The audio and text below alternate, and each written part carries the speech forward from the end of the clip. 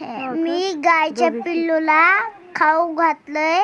Hi guys, मी त्याला दुसरं गायचं पिल्लू खात नाही. मग गायचं पिल्लू चांगलं आहे का? कमेंटमध्ये बघा. चांगलं असेल तर मला सांगा. नक्की शेअर करा, सबस्क्राईब करा.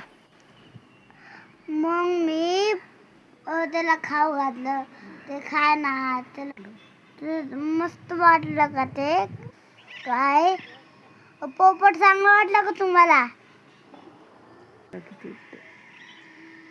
किती काउंट करून सांगा आम्हाला. किती? 4 पोपट किती आहे? 1 2 3 4. कसले बाहेर ना?